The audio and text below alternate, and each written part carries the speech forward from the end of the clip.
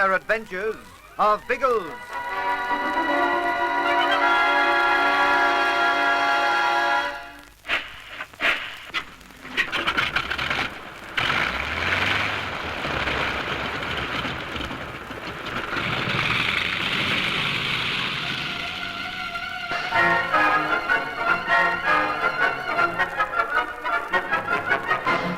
As always, Biggles and his friends are given no time to relax after the affair with Hagen's papers.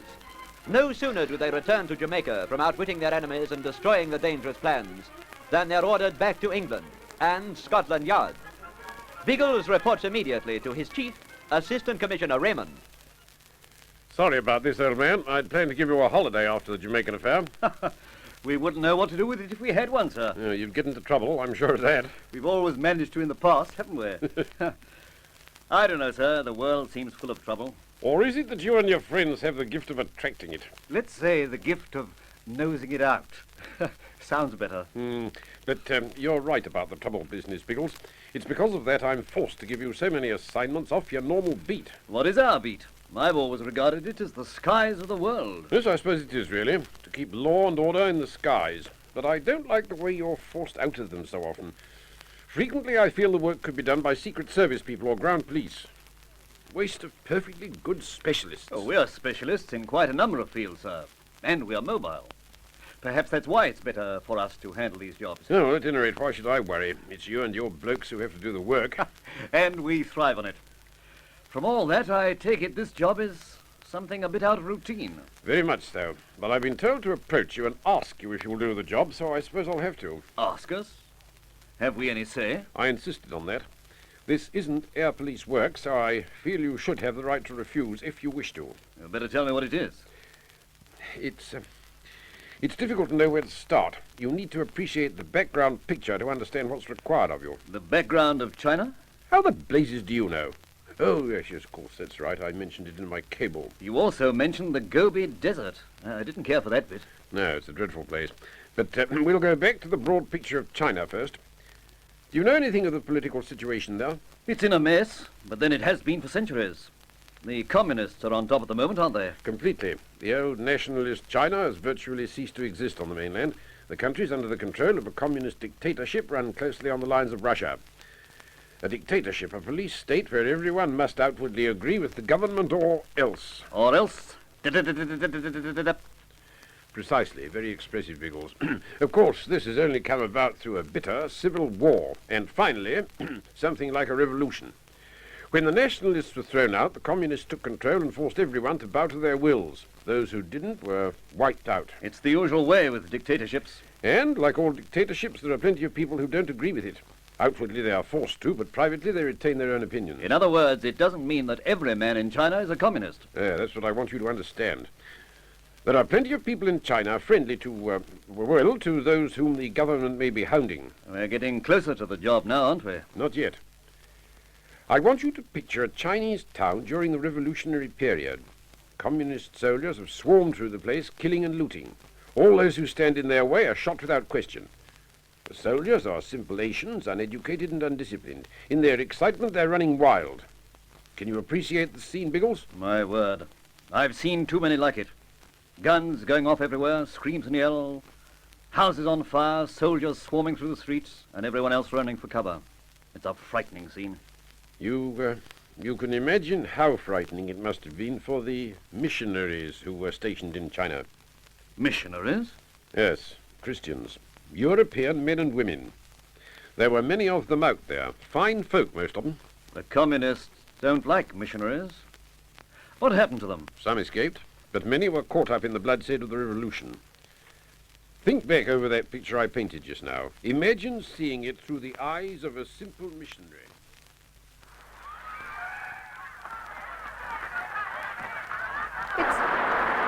It's horrible, Henrik. What's going to happen? How can I tell you, Anne? I've had no experience of this sort of thing. Look, they're racing down the street, 6 of them chasing that little man. Oh, come away from this window. You are distressing yourself. Henrik, is there nothing we can do? Nothing except wait and have faith. Those poor people out there. They're our people. We promised to help them and look after them. I know. But how can we? We are doctors and ministers. We cannot hold back an army. But there must be some way. Henrik, what about us? What do you mean? Well, what will happen to us? I don't know. I've heard that in other towns that the missionaries were... Oh, don't think about it, Anne. We must accept whatever happens to us. Of course. I'm sorry, Henrik, but I'm not being as brave as I should be. Well, how can you be brave in this nightmare? I am not brave, not when I think of you and old Father Dubron at the Catholic mission, and Miss Summers and Dr. McDougal. Yes, it'll be worse for them than us. At least we're young. Henrik, what's that? Below, out the window. Oh, no! Henrik, it's that little man. The soldiers are killing him. They're kicking him and beating him. Oh, come away, do not watch. But they're killing him, Henrik. Oh, I stop have no them. way to stop them, but... Chai, come here. You want chai, master? Yes. There is a man in the street. The soldiers are beating him. Chai not go into street. Not with soldiers. I don't want you to go out there yet. But when they're passed on, they leave the man, and I want you to bring him inside and take him direct to the surgery. When soldiers go, Chai stay here till soldiers go. Well, that's all I ask of you, Chai. I want to go to the surgery so that I shall be ready to treat him at once. But if you are too frightened, tell me. I shall bring him in myself. No, master. Chai frightened, but Chai not want to see soldiers kill you. You good man, master. You're a good fellow yourself, Chai. Now, off with you. Wait by the door. The opportunity will come soon. Thank you, Henrik. At least we'll be doing something. It is all I can think of. But you, Anne, it would be better for you to rest. With that noise drumming in my ears, I'm coming with you. We may be able to save one life between us.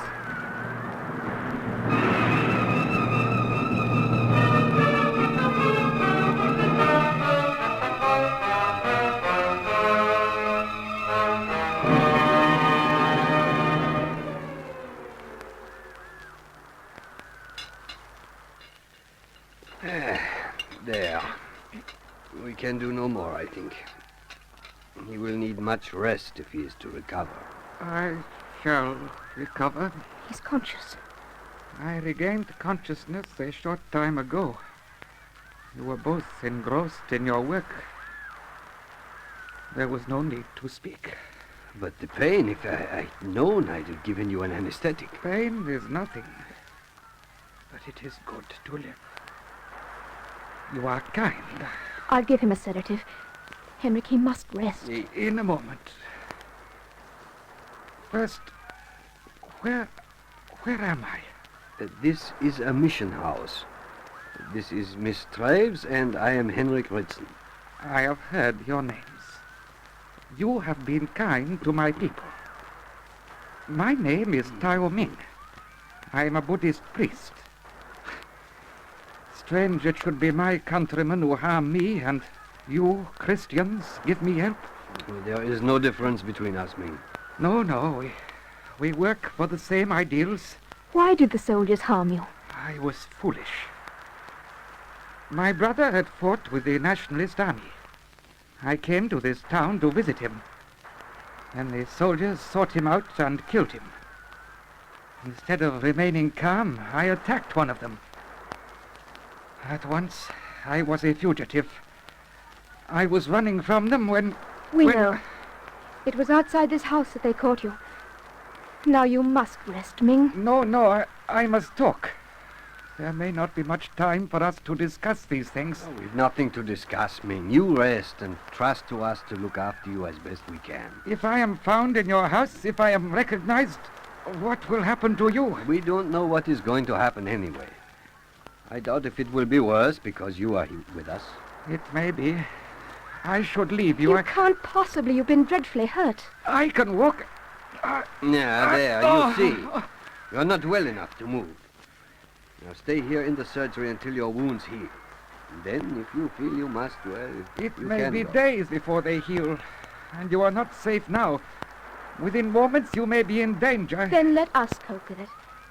Here, take this tablet. It'll make you sleep. No, I must not sleep. I will not endanger those who have been kind to me. Henrik! Be calm, Anne. It is the soldiers. They have come for me. They will find me here and they will kill you. They won't find you. Anne, are you strong enough to help me with me? I think so. Where will we take him? To the chapel. It will take them some moment to reach there. But they will come. To delay them, that is all. We may be able to hide you in there. Quickly, Anne, take hold of his feet. Henrik, they'll break down the door. Chai! Yes, master? We are going to the chapel with this man. Leave a few moments and then open the door to the soldiers. Send them to another part of the house to look for us. You understand? Chai understand, All master. right, now, Ming, let us see if we can save your life. And our own.